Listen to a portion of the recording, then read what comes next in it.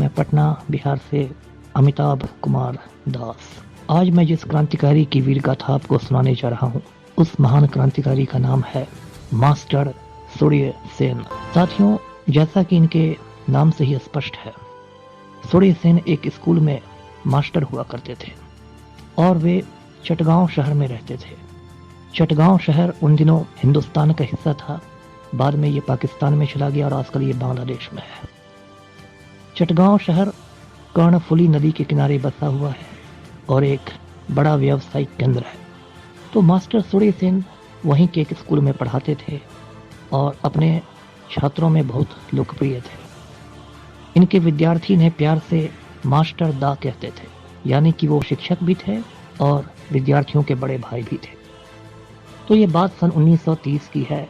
उन दिनों ना तो टीवी का ज़माना था, ना तो इंटरनेट का ज़माना था, और इसलिए मास्टर सूर्य सेन रोजाना अखबारों को बहुत ही ध्यान से पढ़ते और देश विदेश की जानकारियां लेते थे। एक दिन मास्टर सूर्य सेन ने एक खबर पढ़ी कि आयरलैंड की राजधानी डबलिन में आयरिश क्रांतिकारियों ने अंग्रेजों के शस्त्रागार पर कब्जा कर लिया। शस्त्रागार यानी वो जगह जहां हथियार रखे जाते हैं। और वहां से आयरिश क्रांतिकारियों ने आयरलैंड की आज़ादी का नारा बुलंद कर दिया। इस खबर को पढ़ के मास्टर सूर्य सेन बहुत ही विचलित हो गए। कई रात तक उन्हें नींद नहीं आई। ऐसा इसलिए हुआ क्योंकि चटगांव शहर में भी अंग्रेजों का एक बहुत बड़ा शस्त्रागार था और मास्टर सूर्य सेन के दिमाग में ये बात आई कि जो काम आयरिश क्रांतिकारियों ने डबलिन शहर में किया, वही काम हिंदुस्तानी क्रांतिकारी चटगांव शहर में कर सकते हैं। तो मास्टर सूर्य सेन ने अपने कुछ चुनिंदा छात्रों से ये बात शेयर की।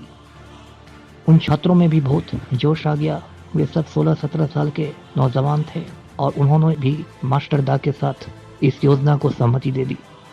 तो फिर कुछ दिनों तक इन लोगों ने गुपचुप तरीके से, गोपनीय तरीके से प्रशिक्षण लिया, हथियारों की ट्रेनिंग की और एक दिन 1930 में इन्होंने चटगांव शस्त्रागार ढावा बोल दिया। इन लोगों का शस्त्रागार पर कब्जा हो गया और इन लोगों ने भारत माता की जय के नारे लगाए, महात्मा गांधी की जय के नारे लगाए और हिंदुस्तान की आज़ादी के नारे लगाए। ये कब्जा बहुत समय तक नहीं रह सका, लेकिन इस घटना ने पूरे ब्रिटिश साम्राज्य को हिला कर रख दिया। मास्टर सूर्य सेन और उनके साथियों की धरपकड़ के लिए अंग्रेजों ने तेज कार्रवाई की। मास्टर दा और उनके साथी चटगांव के आसपास की पहाड़ियों में जा छुपे, लेकिन अंग्रेजों ने मास्टर दा को पकड़ने के लिए पूरी ताकत झोंक दी। ये कहा जाता है कि पूरे ब्रिटिश राज के दौरान अंग्रेजों ने किसी भी क्रांतिकारी को पकड़ने के लिए उतनी ताकत नहीं लगाई थी जितनी ताकत मास्टर सूर्य सेन को पकड़ने में लगाई गई। जमीन पर, आसमान पर, पानी में, हर जगह मास्टर सूर्य सेन की खोज हो रही थी। आकाश में हवाई जहाज मंडरा रहे थे, पानी में जहाज चल रहे थे और जमीन पर अंग्रेजों की गाड़ियां दौड़ रही थी। लेकिन फिर भी मास्टर सूर्य सेन अंग्रेजों को झकाते हुए भूमिगत रहे और कुछ दिनों बाद वे अपने एक जमींदार साथी के घर जा छुपे। लेकिन तब तक अंग्रेजों ने मास्टर दा की गिरफ्तारी के लिए एक बहुत बड़ा इनाम घोषित कर दिया था। ये जो जमींदार साथी था मास्टर सूर्य सेन का, ये जमींदार साथी लालच में आ गया और उसने अंग्रेजों को खबर दे दी कि मास्टर सूर्य सेन उसके घर में छिपे हुए हैं। तो अंग्रेजों ने सूर्य सेन को गिरफ्तार कर लिया। मास्टर सूर्य सेन को गिरफ्तारी के बाद भयंकर यंत्रणाएं दी गईं। उनके हाथ पैर के जिंदा नाखून उखाड़ लिए गए और जब यातनाओं से मास्टर दा बेहोश हो गए तो बेहोशी की हालत में ही अंग्रेजों ने उन्हें फांसी पर लटका दिया। लेकिन मास्टर दा की शहादत के बाद भी अंग्रेजों का खौफ कम नहीं हुआ। उन्हें डर था कि कहीं हिंदुस्तानी लोग मास्टर दा का स्मारक नहीं बनवा दें। इसलिए अंग्रेजों ने मास्टर सूर्य सेन की लाश को बंगाल की खाड़ी में फेंक दिया और इस बहादुर क्रांतिकारी का शव समंदर की उफनती हुई लहरों में समा गया।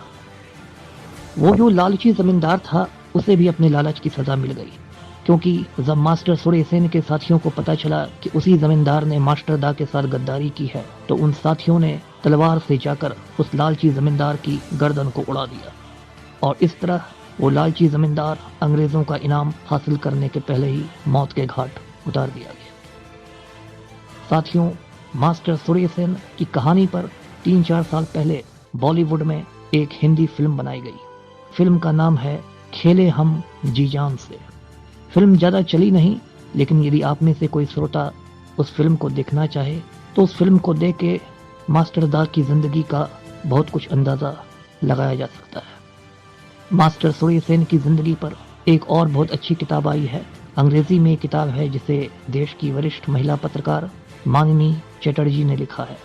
इस किताब का शीर्षक है डू एंड डाई, यानी करो और मरो। इस किताब में मानिनी चटर्जी ने मास्टर सूर्य सेन और उनकी साथियों की वीरता की दास्तान अद्भुत रूप में सुनाई है। यदि कोई श्रोता चाहे तो उस किताब को पढ़ भी सकता है। तो साथियों, आज आपको मास्टर दा की कहानी, मास्टर सूर्य सेन की कहानी, चटगांव के इस अमर शहीद की कहानी मैंने सुनाई। अमिताभ कुमार दास को आज्ञा दीजिए। नमस्कार।